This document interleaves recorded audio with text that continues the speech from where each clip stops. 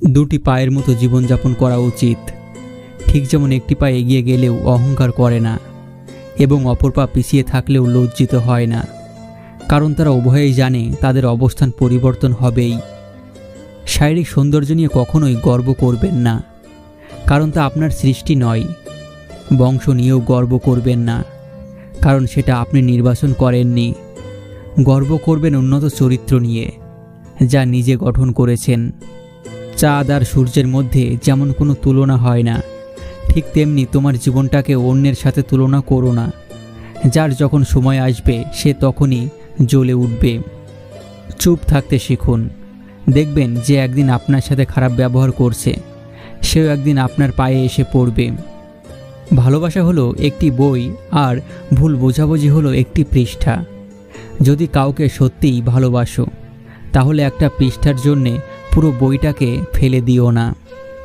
যে ঠকায় সে অন্য জায়গায় ঠকে, যে কাঁদায় সে অন্য জায়গায় কাঁদে। সবার বিচার হবেই, শুধু অপেক্ষা সঠিক সময়ের। পৃথিবীতে দুটি মানুষ খুব অসহায়। 1, রূপ ছাড়া মেয়ে, 2, টাকা ছাড়া ছেলে। মন দিতে না পারলে মন ভেঙো না, সুখ দিতে না পারলে কষ্ট দিও না, ভালোবাসতে না পারলে অভিনয় করিও না, অভিনয় করে কারো জীবন নষ্ট করো না। ধৈর্য রাখো। কখনো কখনো ভালো জায়গায় পৌঁছানোর জন্য খারাপ পরিস্থিতির মধ্য দিয়ে হাঁটতে হয়। সময়ের অপেক্ষা করো, সঠিক জিনিস সঠিক সময়ে ঠিক পেয়ে যাবে। পাতা ঝরার আগে পাতার রং বদলে যায়, আর মানুষ বদলানোর আগে কথা বলার ধরন বদলে যায়। কিছু মানুষ আপনাকে ঠিক ততটুকুই ভালোবাসবে যতটুকু আপনাকে সে ব্যবহার করতে পারবে।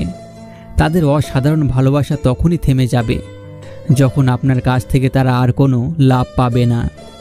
যিনি দিতে শেখেননি, তিনি আসলে কিছু পেতেও শেখেননি। দেয়ার আনন্দ তো পাওয়ার আনন্দের চেয়ে আকাশ সমান বড়। মৃত্যুর পর রক্তের সম্পর্ক ছাড়া খুব অল্প পরিমাণ লোক তোমাকে মনে রাখবে, আর একসময় সবাই তোমাকে ভুলে যাবে। এটাই বাস্তব। জীবনে হেরে যাওয়া বলে কিছু হয় না। হয় জেতার আনন্দ থাকবে, না হলে শেখার প্রস্তুতি থাকবে।